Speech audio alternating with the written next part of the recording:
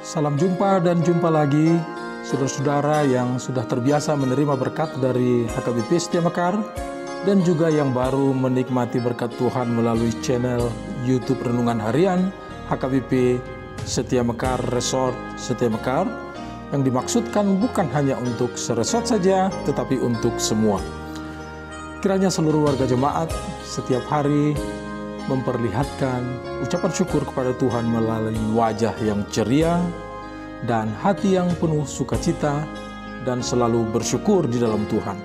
Jangan lupa, kabar-kabarilah sukacita dan kalau ada pergumulan, sehingga kita bisa berdoa bersama, karena di dalam kebersamaan kita, Tuhan hadir dan Tuhan bersama dengan kita. Berbahagia kita Bapak Ibu jemaat Tuhan yang dikasihi oleh Tuhan kita Yesus Kristus, apabila pada hari ini kita dapat disegarkan lagi oleh firman Tuhan yang akan dibacakan oleh Amang Sintua R. Huta Barat. Firman Tuhan untuk kita hari ini yang tertulis dalam kitab Mazmur 66 ayat 20. Terpujilah Allah yang tidak menolak doaku dan tidak menjauhkan kasih setianya daripadaku. Demikian firman Tuhan. Berbahagialah orang yang mendengar firman Allah serta memeliharanya. Amin. Kami juga menerima pertanyaan dari jemaat Tuhan yang disampaikan oleh Inang Nyonya Sirait Boru Sialagan. Terima kasih buat firman yang telah dibacakan Amang Sintua.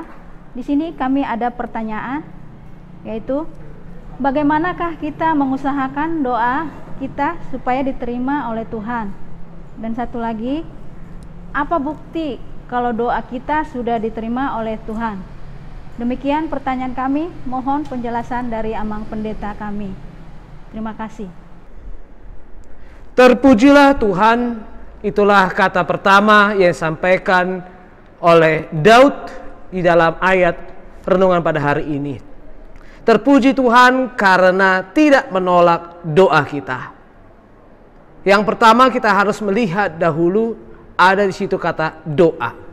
Apakah doa? Doa memang di dalam pengajaran Kristen dikatakan nafas orang percaya. Karena melalui doa kita dapat berjumpa dan berkomunikasi dengan Allah Bapa kita.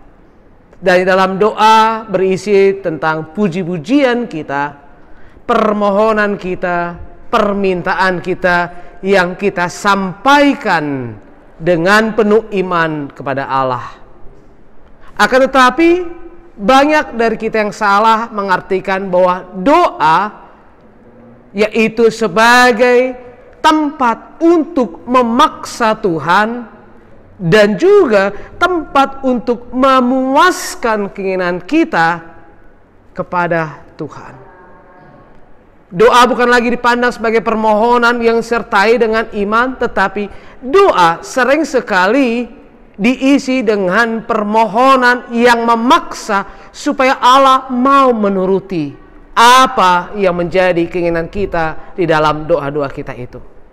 Sehingga sering sekali doa-doa orang percaya menjadi kosong, menjadi kering, dan bahkan melalui doa banyak orang percaya melantunkan doa-doa dengan ketidakpercayaan.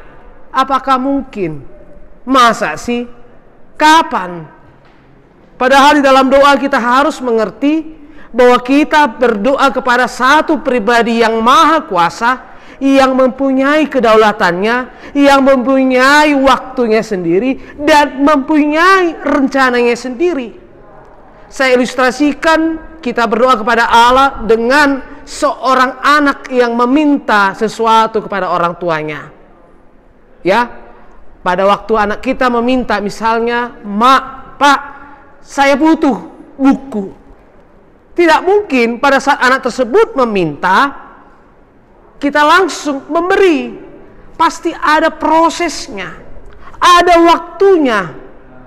Yang kita pikir kapan yang tepat, kita berikan buku, kita berikan permintaan anak kita tersebut. Begitu juga dengan Tuhan.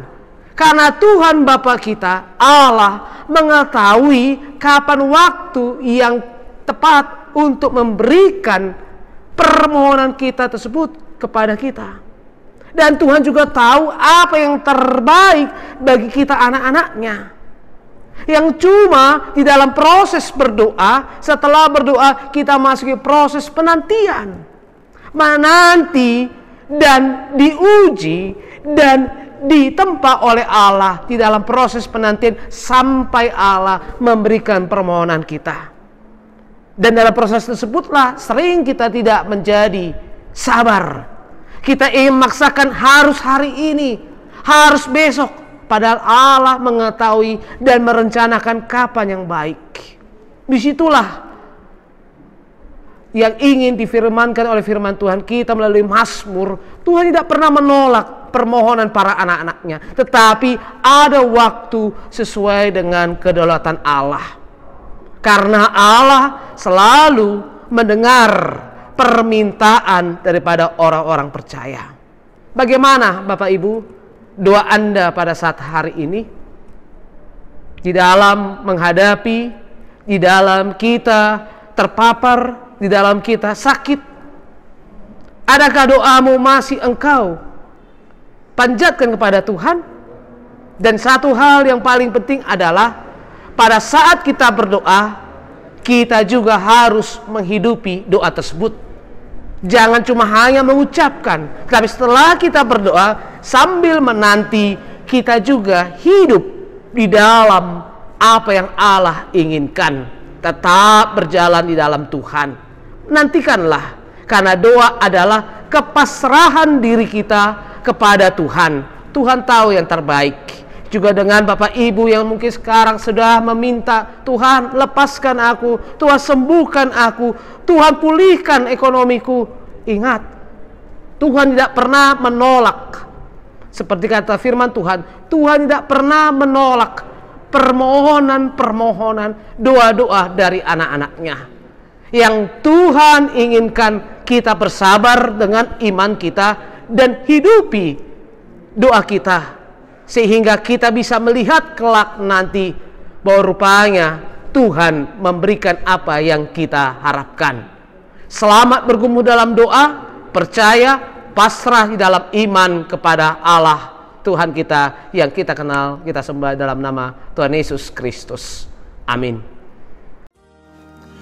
Saudara-saudaraku yang dikasihi Tuhan Yesus Kristus, kita sudah mendengarkan firman Tuhan yang luar biasa.